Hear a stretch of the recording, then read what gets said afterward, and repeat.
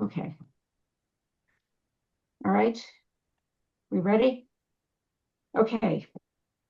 So, Kristine, I'm going to let you go ahead and share your screen.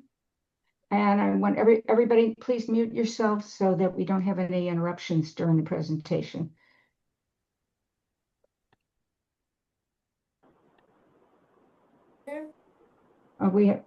Do we not have you? Here we go. Okay. Can we see? Yes, Okay, great. we just need you. There you go. Okay, great. I'm going to move down. Here we go. All right. Hello, everyone. Thank you. And I'm so happy to be here today. And I'm happy that all of you are here because I want to talk about exercise and the plan. And also because exercise is the one thing that can help us live fully. And go. For one thing, these are all the certifications that I have, and not only have I written 2 books on exercise for Parkinson's, but I have the privilege to work with people with not only Parkinson's, but other neurological conditions. And I have a Parkinson's nonprofit in Iowa. My focus is helping people in the rural areas that don't always get the attention that the bigger cities get. So that's kind of what I focus on in Iowa. I want to start with a story, though, about a client I work with. And her story is, to me, what is possible with exercise. Because Kristine is her name. She's the most wonderful woman. And she came to me after she read my first book. She tracked me down. And one of the things that she said to me is that she absolutely loved the first book for the research in it, the stories in it, and she loved the cocktail. And she is a professional musician. She likes to approach exercise the same way that she does exercise. And over 2 years, she has been told the same thing every 6 months for her neurologist. And that is music to her ears because that is that her disease has not progressed. Can you imagine that? It doesn't happen by accident either. It speaks to the consistency of following the right exercise plan. And also, it's something that's really kind of amazing because Kristine has never been an athlete. She's never done a marathon. She doesn't do triathlons. Never done extreme events. She's never done anything but come up with her plan with the exercise cocktail plan that she consistently follows. And she's just done this every week and she has had amazing results. She's, as I said, she's 76 years old. She's now 79. And this challenges the belief that more exercise, more aerobic exercise anyway, is always better. But that's not really the case. It's what is the right amount of exercise for the person and what's the right amount of strength training and stretching and all of the things that go into that cocktail plan. What is the right amount for each person individually? And so that is why the cocktail plan is so important, is because it's about balance. It's about exercise, not exhaustion. And Professor Bastian Bloom, who is one of the world experts in Parkinson's, many of you got to meet him at the conference, and he points out in the book in chapter 9. I have a wonderful interview with him in chapter 9 of the new book. And he points out that weakness and atrophy are already a part of the Parkinson syndrome. So, what is most important is balance. And that's one of the things I have to always try to, when I work with people, is to have them reset in their thinking, is it's about balance. So, how do you build exercise plans that are designed to come with outcomes like this? Because everybody would like to get this kind of a report from their neurologist for 2 years. And that's what the cocktail guidebook plan is all about.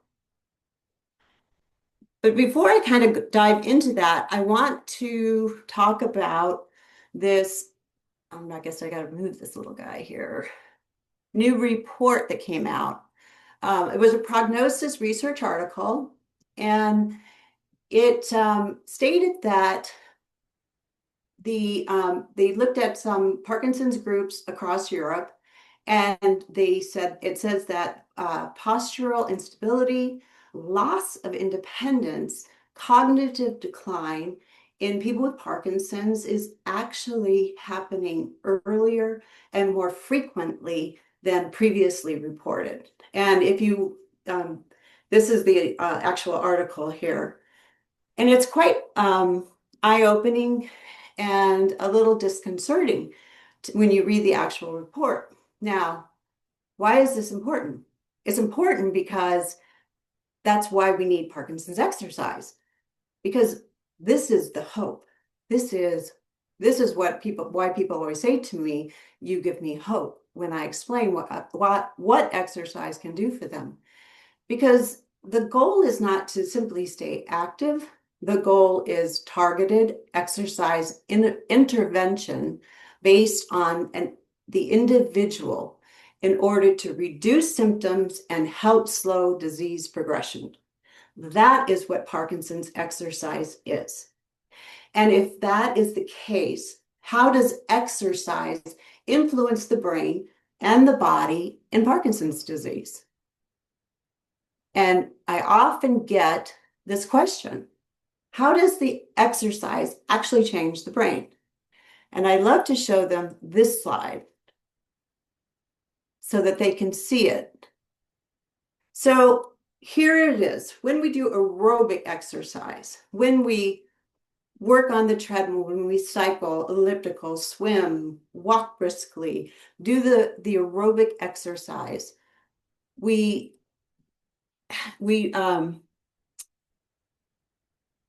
contract the muscle in the I'm going to actually make the muscle contract here for you. We contract the muscle, and the muscle releases growth messengers that are very important. And one is IGF, insulin-like growth factor, and the other is BDNF, brain-derived neurotrophic factor. And these are telling the brain to build, build, build, build. And what they're building are super important things. Irisin, which is also known as the exercise hormone, and IGF is stimulating what's called BDNF, that brain-derived neurotrophic factor, which is the protein. Now, what does this do? This is so important for people with Parkinson's because this is the thing that helps protect and preserve neurons in the brain. Those are the things that are being attacked by the Parkinson's.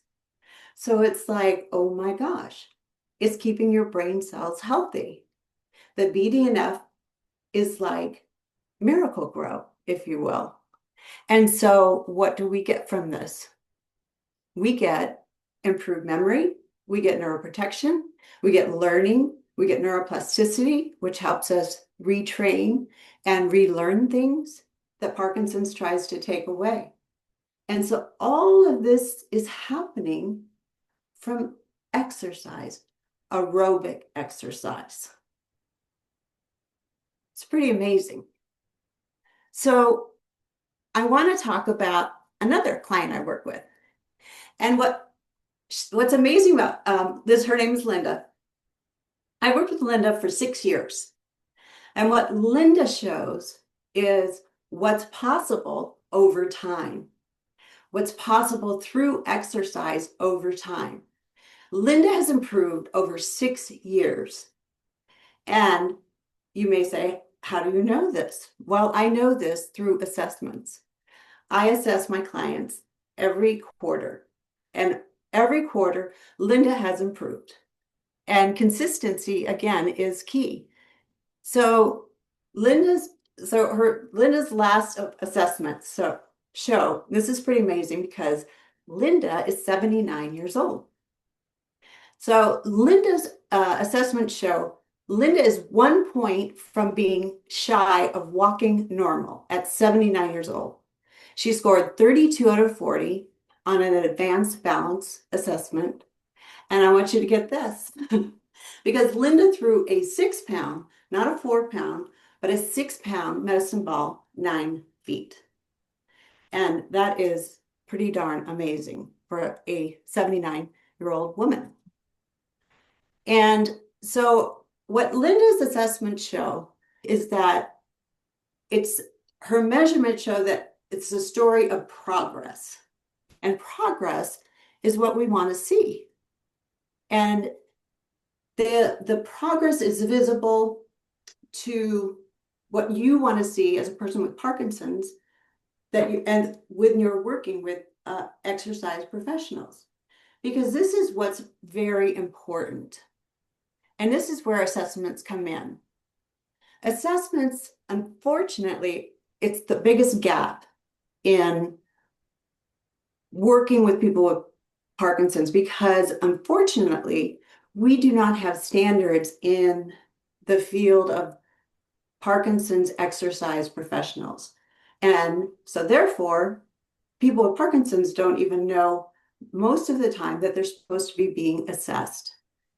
So if you don't know what assessments should be done and you don't know what assessments measure, then you don't know that your journey, where you're going on your journey and what's supposed to be happening along the way. So if you're not consistently, if they're not being applied and we don't capture the full picture, then that's one of the reasons that I wrote this new book, because I like to say that you have to steer the ship and you have to know what's supposed to be happening in your journey in order to steer that ship in the right direction with the professional who's guiding you.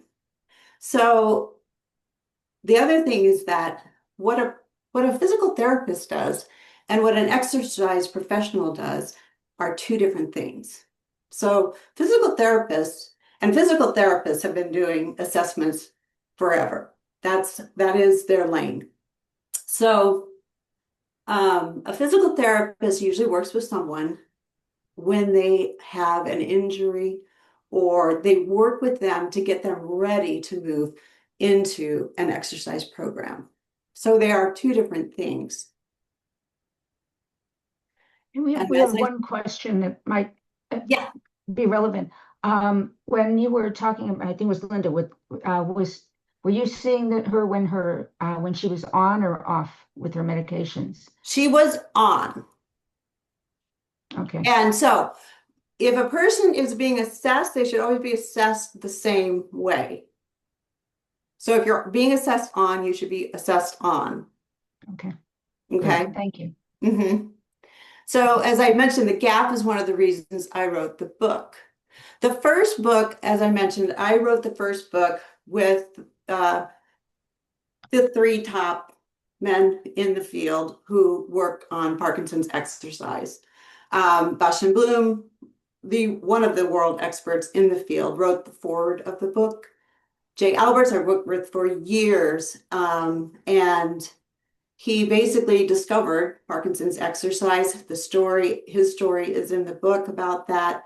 Daniel Corcus runs all the Sparks treadmill studies, and all three men have done, I call it pillars of Parkinson's exercise, because their research has over 20 years continually defined that Parkinson's exercise does reduce symptoms and can slow progression of disease. And I'll talk a little bit more about that. This book, I didn't want to repeat like the research that was already in the first book. And so, but I have references back to the first book, and there's more research in this book. And one of the things I love is that people always say it's so easy to read. It's so that the science, even though there's science in it, it's so easy to read, and people love the stories that are in the books. Also, that this book expands. So, like this is Linda's her cocktail. So there's young onset and late onset cocktails. Esther's cocktail is in the book. Linda's cocktail here. So there's examples of different people's cocktails. So you can see how different people have their exercise plans written out for them. So it's also this second book is how do you apply it? How do you build it? It's a step-by-step process so you can understand. Because that's probably the biggest comment I got back from everybody was, tell us more. Tell us, how do you step-by-step build a plan? And that's really what this book is more about. It's like, if you came to see me and I was going to help build a plan, this is how it's done. There's more than 20 workouts. There's everything: cycling, boxing, treadmill, strength training. There's 22 professional photos showing you how to do the movements for strength training. And there's a video library, which I'm going to show you a little bit from, where I have workouts with me. There's workouts with some of my people. There's workouts with Esther in there. There's workouts for everything. All the workouts in the book, there's videos for. So I want to just kind of go back really quick to when we are talking about the process, if you will, what's the road you take? The first step, assess. You have to have baseline testing where you start, and then you have to build the cocktail based on the assessment. You can't build a cocktail unless you've assessed where you are. Where are you starting? Once you've done that, you build a cocktail and then you implement it. But it doesn't stop there, because you change. The disease changes as you journey on. And so you have to reassess, and then we have to go back and change your cocktail. It's just a constant journey. And it's one that you have to participate in, because, as I say, you have to drive the ship, and you have to have a working knowledge of what's going on if you're going to help drive the ship. So the progress has to be measured over time. The plans have to evolve as the person with Parkinson's, change. And it has to be individualized, because every person has to have their own custom plan. You can't, without assessment, it's guessing. And with assessment, it's guiding. Oh, So here's a kind of pictorial of the cocktail plan, because exercise is not one thing. It's a combination of the right things for you. And helping determine the right thing for you, you have to be a big part of that process in figuring out what is the right thing for you. And that is the cocktail plan. And you will notice that people are always asking me, what are the numbers going up the olives? And the numbers do mean something. And the order going up of what, there is an order and a reason for why we do things the way we do. Number one is aerobic training. And I'm gonna talk about each one of these. And has number one because that is the one thing, if you can do nothing else, that is the one thing you must do. Two is Parkinson's specific work, and these layer on top of each other, and I'm going to explain why they layer the way they do. So let's just talk real quick about aerobic training. And it's level one is where the research is the strongest. All right. And the goal for most people, I would think, is to reduce symptoms and slow progression of disease. And most people think about exercise. They think, well, I'm just going to do more. But as I said before, research shows us that dose, intensity, specificity, and progression is what matters most. It's not about doing more. It's about doing things intentionally. So we want to start intentionally with level one, aerobic exercise, because it's the foundation. It's where we have the actual brain changes, and it is where intensity matters. It is where dose matters, and it is where the progression matters. So I want to talk about, this is where I'm going to get into a little bit about dose. And this is kind of my little mantra. And if you hear me do any little talks or little video clips, I say this a lot. Exercise is not generic. It is dose specific.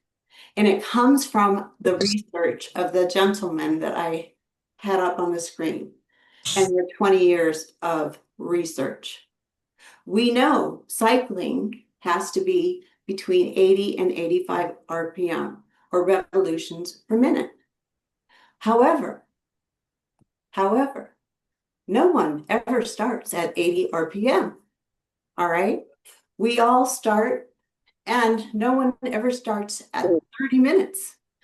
All right. We all start at most people start at 50 RPM, and most people start with 10 minutes, and we work our way up. So what I want you to understand, though, is why we want to work our way to 80 RPM. And that was because of Jay Albert's research and also Bosch and Bloom's research that showed that if you worked at that cadence, you improved your motor symptoms 35%. And Jay had other research that showed, some of his other research showed it was even higher in some of the other research. 35% improvement in your motor symptoms. And you see that with Kristine, and you saw that with Linda. Versus if you worked at your own, the group that worked at their own pace had zero improvement with their Parkinson's. Zero. And to put that in today's terminology, that's physical activity. Physical activity, when you hear that from groups or, you get those little pamphlets in the mail from all over and they say, oh, exercise is physical activity. It is not. Exercise is not physical activity. I explain it thoroughly in the book. They are two very different things. Exercise is what we're talking about here. Physical activity will get you the zero Parkinson's symptom result. And that's why we need to understand. So going back to building up, you may start at 50 RPM, work your way to 60, up to 70, and then get there at your own pace. We build to it, and that's perfectly fine. I don't know that I've ever not had someone who could work their way up to it over time. The other way to work towards it while you're building your cadence is you can work at your heart rate. We know that if we work at 80 to 85% maximum heart that you will get the symptom change. We also know that we don't start at 80 to 85% maximum heart rate. You have to build your aerobic base first. So we start at 40 to 60% maximum heart rate, and we're there several weeks. And in the book and in the videos, we have step by step working your way up into those 40 to 60% for weeks and weeks until you're ready to move up. So everything is a progression over time. And then you may say, okay, so where does the 80 to 85% maximum heart rate come from? And I'm going to tell you, Daniel Corpus, got to see him probably out talking out at the conference. And high intensity, 80 to 85% sparks. This all comes from the sparks treadmill studies. So the groups that worked at 80 to 85% maximum heart rate for 6 months, they reduced their symptoms. They slowed disease progression for over 6 months. That is like one of the premier studies.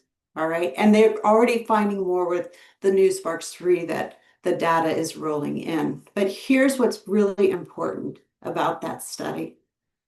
And that is that the people in that study that worked at moderate intensity, their symptoms worsened and their disease progression accelerated.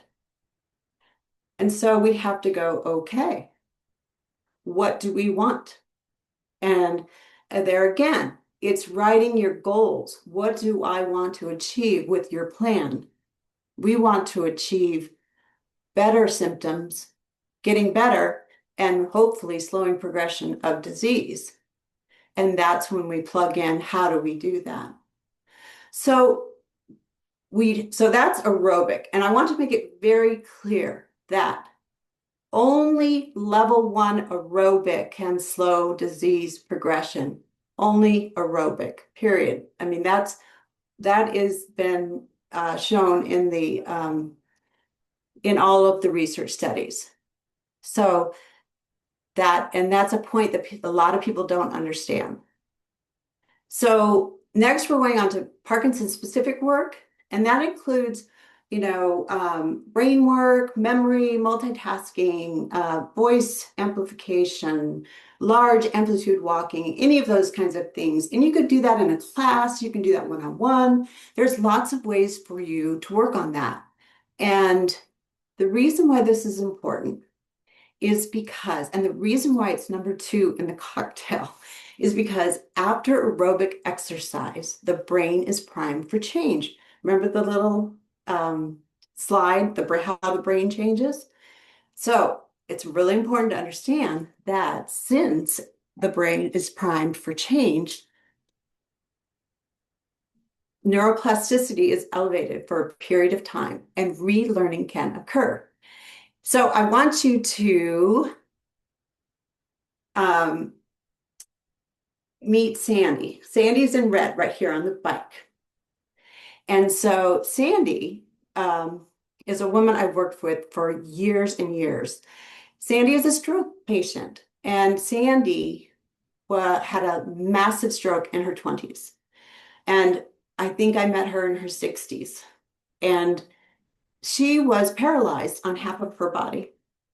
She had her brain, she could not read or do anything that required, like she couldn't write a check, she couldn't do books or anything like that because of the stroke. It was so big that she had no cognitive mental clarity. And so but she really wanted to ride a bike because she was going to get up on that bike. And so we got her up there. And so after her first bike ride, she had 4 hours of mental clarity for the first time in like 30 years. It was amazing. And so she started writing every day because she wanted her 4 hours of mental clarity. And this is the best time for people with Parkinson's to practice what Parkinson's has taken away. And I always tell my Parkinson's people that um, if you have if your walking has gotten shallow, or you've gotten so you're shuffling, you want to practice walking with big strides after aerobic exercise, because your brain is primed and ready to relearn. It's in that neuroplastic state. And so that's when you want to reinforce or relearn walking with a big, or with the arm swing big, whatever it is that you need to retrain. It's perfect to do after you've done aerobic work. Likewise, you don't want to shuffle after aerobic work, or you're reinforcing that too.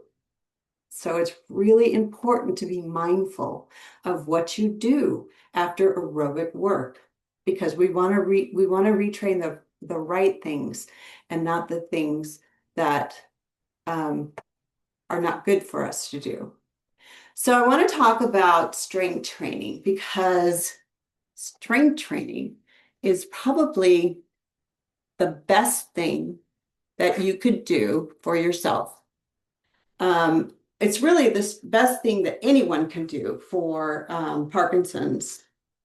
It's really the best thing anybody can do of any age, because I'll tell you in just a second, but I have to make one point here. It has to be progressive strength training. You might go, oh, what does she mean by that? And what I mean by that is, if you are, say, doing a dumbbell bicep curl, if the first set you're doing a 5-pound weight, so let's say you're doing 12 reps with 5 pounds, then the next set we would do maybe 10 reps with 8 pounds. And the next set we would go up, down in reps. So we would do 12, 10, 8 reps with let's see, we did 5, 8, 10 pounds. So we're going up in weight, down in reps. We're progressively overloading the muscle. And the reason why is you're challenging your muscle, you're not staying the same, you're increasing the resistance. Because this is what happens if we don't do progressive. Strength declines without training. And I want you to look at this, because I'm going to move this up so you can see. Look at this every 10 years. Look at that drop. And the biggest thing that leads to falls is loss of strength. And it's pretty staggering how much every 10 years that we lose. But we can change the trajectory. We can. And if you strength train, you can completely change that trajectory. And I look at this. Oh, and you need you to see the years. You can resistance training can preserve strength by a huge number. And the main thing about this is you can significantly maintain your strength. You can't stop aging, but you can absolutely stop how the body responds to it. And why is that important? Because this is the difference between losing independence and maintaining it. And remember that report I just said that at the beginning? What is the thing that it said? It said that people were losing independence sooner than they realized. Strength training is the biggest thing that can help, number one, in losing independence. And number two, it's one of the biggest things that can help you preserve you from from falling. It's the biggest help against falling. And it helps with balance. And people just do not realize this. And I'm gonna give you the research on this now, so you can understand just how incredible progressive strength training is. Everyone I train does strength training. It's the one thing I require with my people. because I make them understand how important it is. So number one, this training with Parkinson's people. Not only did they improve muscle strength, the motor symptoms they improved was gait initiation, gait speed. That means how you walk. So it improved your walking initiation, your walking speed, the bradykinesia, tremor. You're going to read in the new book some really amazing stories of my clients with tremor and how much strength training helped them. Postural stability, rigidity, and quality of life. Now, that was a 2-year study, but I want to show you a short study. So this is a 9-week study, and this is really amazing. In 9 weeks, look what you can achieve in 9 weeks. Not only did they improve muscle strength, they reduced bradykinesia, which is slowness of movement, then the locomotor function, so walking and turning, ability to get up and move, and their faster walking speed improved in 9 weeks. I mean, it's like, sign me up. So, number 3, flexibility and balance. You go, okay, flexibility and balance. Why is there's a reason why it's number 4. Like I said, these stack for a reason. Because when movement becomes limited, stability becomes reduced. We can't have this happen, and there's a major reason for this. If this happens, we can't do 1 through 3. And that is so important. We have to keep all of these things going.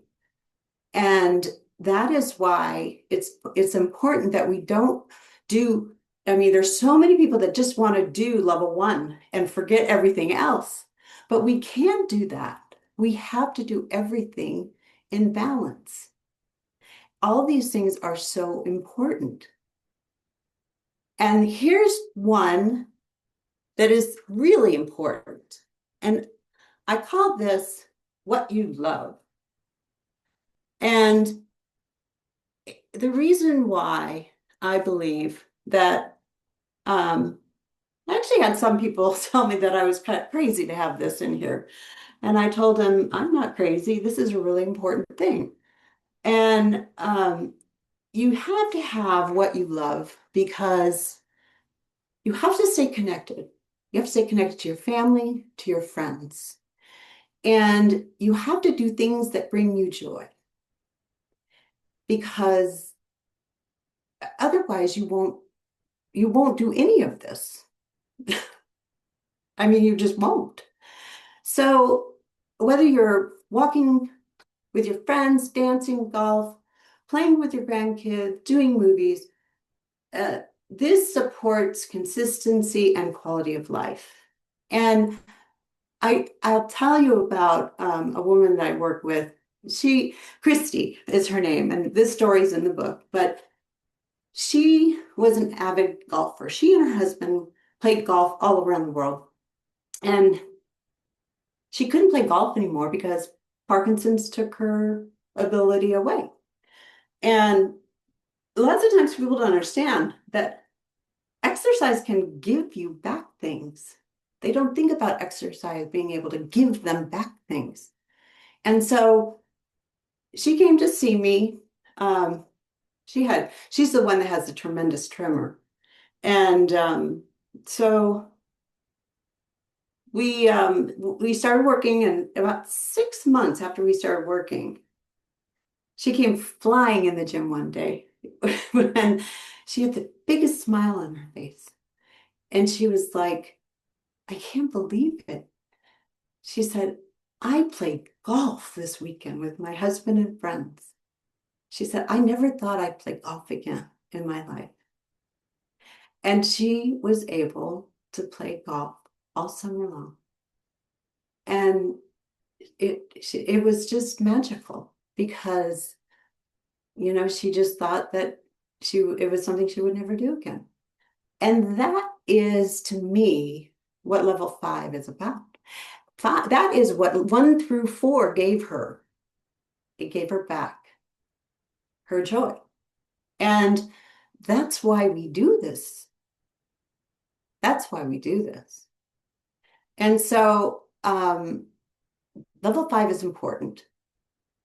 But do remember that if you're doing something in 5, it doesn't replace what your level 1. Sometimes people like that say to me, well, doesn't this replace number 1? No, level 1 can't be replaced. Do remember that. And also remember, you have to do things that are safe and appropriate. And what I mean by that is, the one thing I can kind of think of is sometimes people love to play pickleball, and pickleball is fine.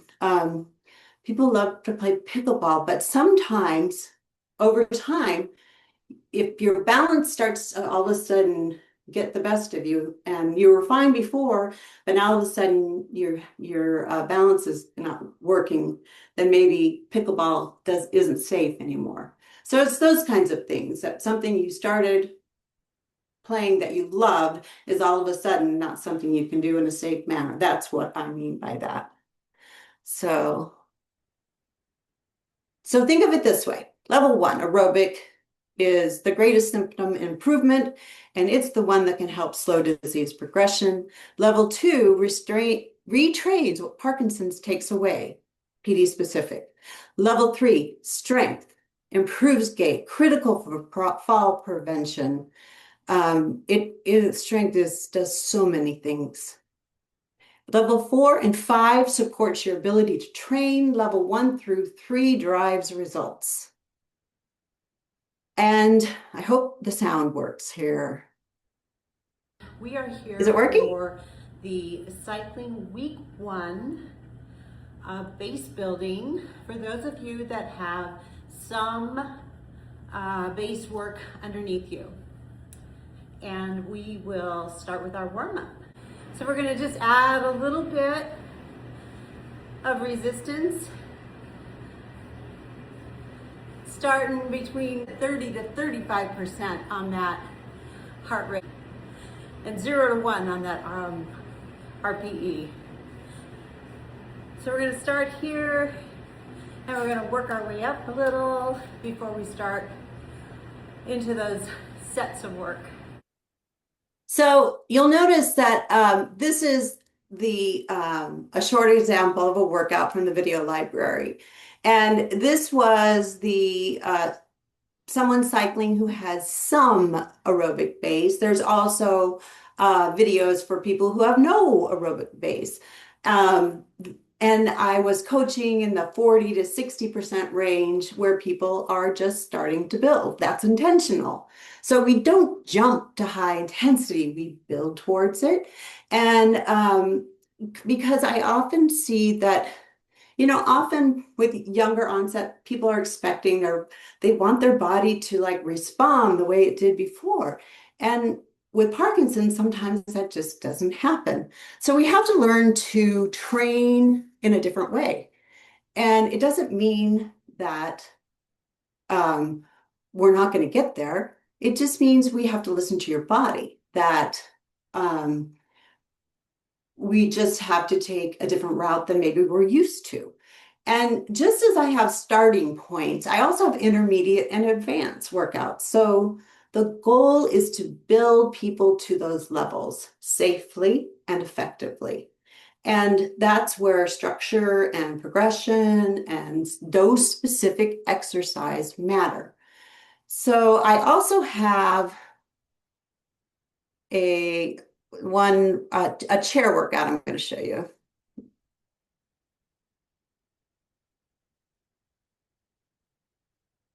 Here we go.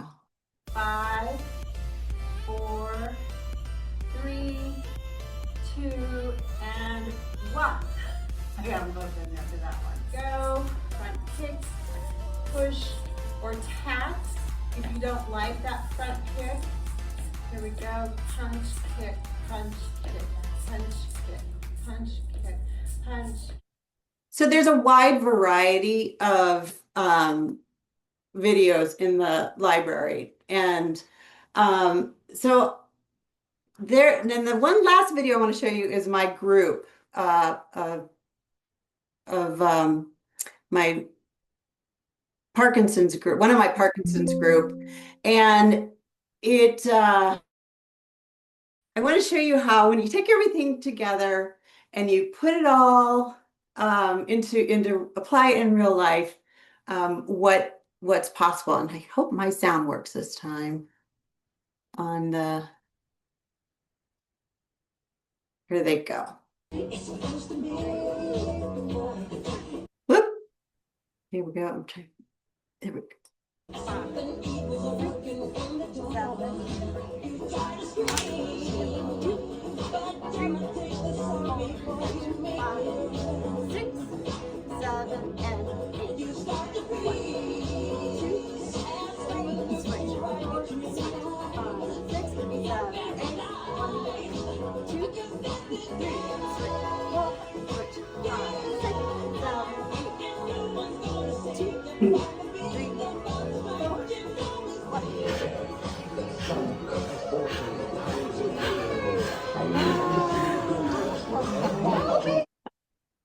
So what you saw there is not just movement, it's memory, it's sequencing, it's multitasking, it's timing, it's all the things that Parkinson's makes more difficult, and yet they are doing it. And it doesn't happen by accident. It happens because the right work was done first. Questions? Okay, thank you, Kristine. That was terrific. You may get a lot of new clients too. So,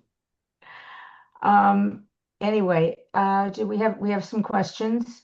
And I'm going to limit it to about 5 minutes, and then what we're going to do is I'm going to do a couple of things to wrap up, and then if you want to stay on for a little bit and ask more questions, you're welcome to. We have no cutoff date. So I see Becca and then Betsy. So Becca, go ahead.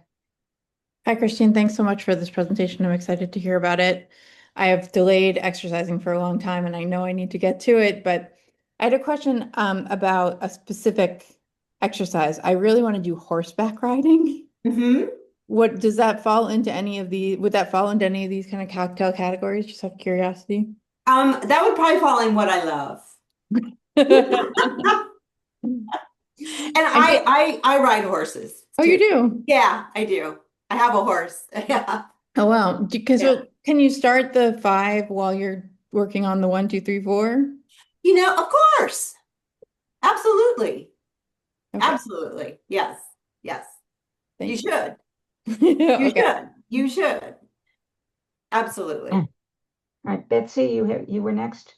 Yes, speaking of level 5, I periodically get all my women who are living with Parkinson's and we go to lunch or they come to my house and bring food, but I have very strict rules.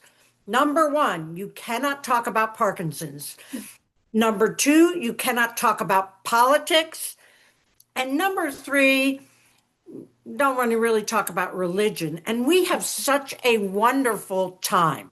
Yeah. Sometimes we go out to restaurants, sometimes we'll bring food to my apartment, but it gives them a time where they can just talk about stuff. Now, they usually end up talking about their husbands and their credit cards that they're hiding from their husbands, but that gives them such joy, Mm-hmm. And joy creates dopamine. So keep Where it does up. Power Moves fit into your plan? Because I'm also a certified Power Moves instructor. Power Moves is in Parkinson specific, but it depends on which form you're doing. So, for aerobic to be aerobic, you have to be up, your heart rate has to be up for 30 minutes in the 80 to 85% maximum heart rate. So for anything to fall into aerobic, it has to be in that. So that's why normally it is biking, all the ones that I said, cycling, Stairmaster, it has to be aerobic endurance. That's why. I have a Okay. question. Sure. Yeah, go ahead, Michael. Oh, thank you. How many times a week should you be doing this stuff? Let's say riding a bicycle. Mhm. So the aerobic is 3 times a week. Not Okay. that you start there. You could start with one. You want to start small and work your way up. Right, So, I'm sorry, go ahead. no, go ahead. So if you have not been doing anything, right, you're going to start, and if you're going to first start, and this is all in the book, all right, you're going to start small, 40 to 60% maximum heart rate, and there's workouts in there for, and they're in the video library too. You're going to start small with that, but I want you to get assessments. And this is why you need the book. You need to go to someone who can do your assessments, because you got to start with an assessment to see where you're at. And then you need to start building up an aerobic base first at the 40 to 60% of the maximum heart rate. And then you'll be there for like 4 to 6 weeks. Right, I understand. Okay, To the 80. I have a real hard time getting my heartbeat up high. And you know what? I have I've been, I have it all in the book about why you can't. I'm 78 years old. I'm an avid exerciser. I've Uh-huh. done marathons, I've done all that stuff. And You know why? Because most people with Parkinson's have autonomic heart dysfunction. It's nothing to do with you. It's that your heart rate it doesn't show what you're actually doing. It's more than likely. Almost all of my Parkinson's patients have that. So you have a blunted heart rate. Okay, when I wake up in the morning, my heart rate's between 38 and 42. That's exactly why. You have a blunted I heart feel rate. great. It's not, so it's just not showing so what we do is perceived exertion with you. So, and it's all in the book on a scale of 1 to 10. This is how I'm feeling. You're not going to ever show on a heart rate monitor what you're actually doing. Does that make sense? But Yeah, I guess so. it's all in there about why people with Parkinson's have blunted heart rates and the research on that too. So many people don't know that. That's part of the disease. Yeah, I have a problem with my blood pressure being very low in the morning. Yeah, Anyway, and let's that's move why. on because it is almost, we have like 4 minutes left and then we'll stop recording. Any other questions, or let's go on and we will see who the winners of our book are. So we have a lot of new people here today, which is terrific. Thank you for joining us. And if you were in Phoenix at the WPC and we didn't get a chance to meet, well, hello, and it's wonderful getting to meet you today. It was really a wonderful experience. And the next one is going to be in 3 years in Quebec. So it will be in North America again. And I don't remember the exact dates. I have it somewhere, but you'll hear about it eventually. And I'll also be writing about my experiences, what I saw and at the WPC in Phoenix. So watch for my next couple of blog posts will be about that, along with a lot of photos, which I couldn't show today because I couldn't get it to work because my brain isn't functioning yet. It's still down from all the excitement in Phoenix. And I think those who were with me can attest to that. We all felt pretty much that way at the end of the 4 days of merriment. I don't know how else to describe it. It was wonderful. I just have a couple more things to share with you, and then I will show the video of Twitchy Woman. A couple of years ago, we had 2 gentlemen who were driving across the country interviewing people, Scott Ryder and Jim Morgan, and they called their project Parkinson's Across America, and they have started to release segment by segment. It's like a series. Segment 5, part of which was filmed at my house. So it won't be shown until June 25th, and I can't even get to see a preview of it, although they asked me to do a promo for it when I was in Phoenix. But it's very interesting, and if you get a chance, you can, take a look. The first 3 segments are out, and then there's 2 more coming. Okay, next slide. All right, our next speaker was scheduled for next week, but my husband signed us up to be working at the LPGA golf tournament, women's golf tournament at Riviera Country Club next Sunday. So I can't be here. So I've because he volunteered every day at the WPC. He apparently didn't have get enough volunteering out of his system, so we're doing it again. Anyway, so Jim will be speaking on June 28th about his book, Incurable Gifts. And I have to tell you, his writing is a lot like Dave Barry. It's very funny, and I enjoyed the book a lot. He is a former editor for Bloomfield News, so he's been in writing forever. Okay, next slide. And that will be it for now.